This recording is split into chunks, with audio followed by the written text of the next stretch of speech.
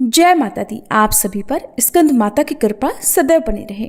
आज की इस वीडियो में आप जानेंगे स्कंद माता की संपूर्ण पूजा विधि और शुभ मुहूर्त के बारे में। इस बार हिंदी पंचांग के अनुसार पंचमी तिथि 26 सितंबर शुक्रवार को सुबह 9:34 से शुरू हो रही है और जिसकी समाप्ति 27 सितंबर शनिवार को दोपहर 12:03 पर होगी। क्योंकि पंचमी तिथि में स्कंद माता की पूजा की जाती है और ऐसे में अगर हम बात करें तिथियों की तो क्योंकि इस बार एक तिथि बढ़ी हुई है, माँ चंद्रघंटा की पूजा के बाद अगले दिन वैसे तो कूष्मांडा माता की पूजा होनी थी, लेकिन अगले दिन जब कूष्मांडा माँ की पूजा होनी थी उस दिन भी तृतीया तिथि विद्यमान थी।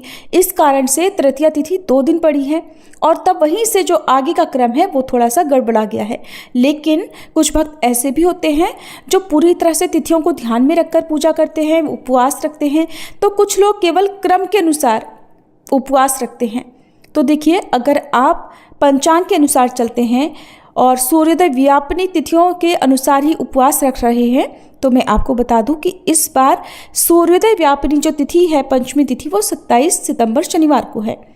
तो ऐसे में 27 सितंबर शनिवार को ही स्कंद माता की पूजा की जाएगी। लेकिन कुछ लोग ऐसे भी होंगे जो क्रमवार चल रहे होंगे, जिन्होंने तृतीया तिथि की वृद्धि नहीं मानी होगी, तो वो लोग 26 सितंबर शुक्रवार के दिन भी स्कंद माता की पूजा कर सकते हैं। हालांकि उस समय जब सूर्योदय हो रहा होगा तब उस समय पंचमी तिथि नहीं रहेगी, यानी कि 26 सितंबर शुक्रवार को सूर्योदय व्यापिनी पंचमी तिथि नहीं रहेगी। अब ऐसे में पहले जान लेते हैं 27 सितंबर शनिवार के मुहूर्तों के बारे में।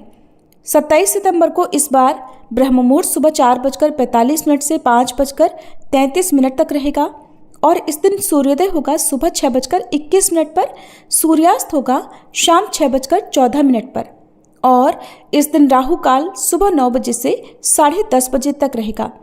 तो इस दिन आप सुबह की पूजा सुबह 5 बजे से लेकर 8:55 तक कर सकते हैं और शाम की पूजा शाम 6:12 से लेकर 7:24 के बीच में कर सकते हैं। और इस दिन प्रीति योग रात 11:46 तक रहेगा। पूरा दिन प्रीति योग रहेगा और फिर रात 11:46 के बाद से आयुष्मान योग प्रारंभ हो जाएगा। इसके अलावा अनुराधा और ज्येष्ठ नक्षत्र का शुभ संयोग भी बन रहा है। अनुराधा नक्षत्र पूरा दिन रहने के बाद देर रात 1:08 पर समाप्त होगा। बाद में ज्येष्ठ नक्षत्र प्रारंभ हो जाएगा।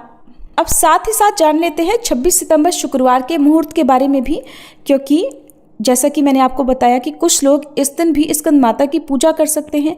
तो 26 सितंबर शुक्रवार को सूर्योदय होगा सुबह 6:20 पर, सूर्यास्त होगा शाम 6:15 पर, ब्रह्म मुहूर्त सुबह 4:44 से 5:32 तक रहेगा।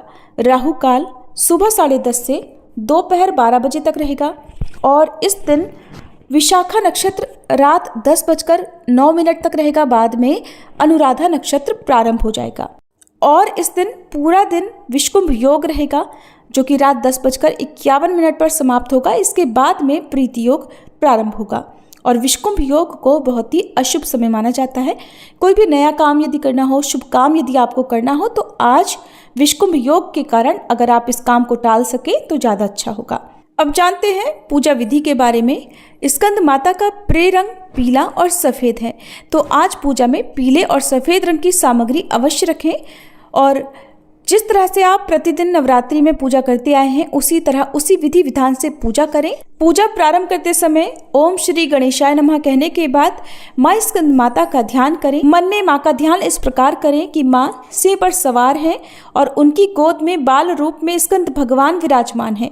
माँ की 4 भुजाएं हैं जिनमें से 2 में उन्होंने कमल का पुष्प और एक हाथ से स्कंद भगवान को गोद में उठाया हुआ है और चौथे हाथ से भक्तों को वे आशीर्वाद दे रही हैं। धूप दीप जलाकर स्कंद माता और कार्तिकेय भगवान जी का पूजन करें।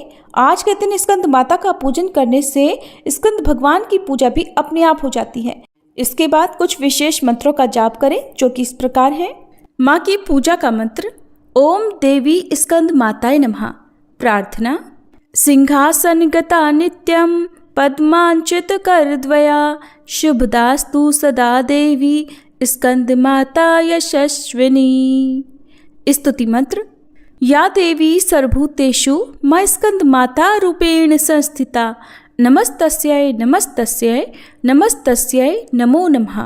मंत्र जाप के बाद कथा का श्रवण करें और श्री दुर्गा सप्तशती का अध्याय 9 और 10 पढ़ें। इसके बाद दुर्गा चालीसा का पाठ करके कपूर जलाकर आरती उतारें और आज के दिन माँ को पीले रंग के फल या पीली मिठाई का या खीर में केसर डालकर केसर वाली खीर का भोग लगाएं और आज के दिन केले का फल माँ को अर्पित करें और केले का दान करें।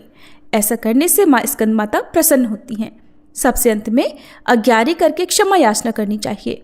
इस प्रकार से सुबह स्कंद माता की पूजा पूर्ण होती है। फिर उपवास रखना हो तो उपवास रखें। शाम के समय एक बार फिर से विधि विधान से पूजा करें।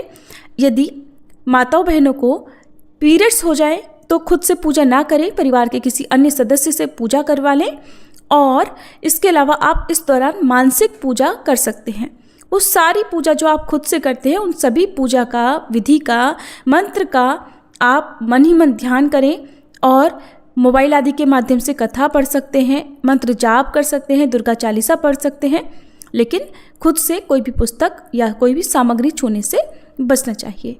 शाम के समय भी धूप दीप जलाकर स्कंद माता की पूजा करें और हो सके तो कथा का श्रवण करें, नहीं तो दुर्गा चालीसा का पाठ और अंत में आरती उतारें और माँ को भोग लगाएं। आज के दिन केले का फल गौ माता को भी खिलाएं और दान भी करें। स्कंद माता निसंतानों को संतान सुख भी प्रदान करने वाली हैं। तो ऐसे में कोई निसंतान महिला हो या जिन्हें संतान सुख प्राप्त नहीं हो रहा हो तो आज के दिन स्कंद माता की सच्चे मन से पूजा करें। कोई खास उपाय करने की भी आपको आवश्यकता नहीं है, बस सच्चे मन से आप माँ की पूजा करें और माँ से प्रार्थना करें कि वे भी आपको संतान सुख प्रदान करें। और इसके बाद आप आज के दिन हो सके यदि आपकी सामर्थ्य हो तो कोई खेल खिलौना किसी निर्धन बालक को भेंट स्वरूप दें। ऐसा करने से माँ की कृपा से आपकी सोनी गोद भी जल्द भर सकती है। ये थी आज की वीडियो। उम्मीद है आपको पसंद आई होगी।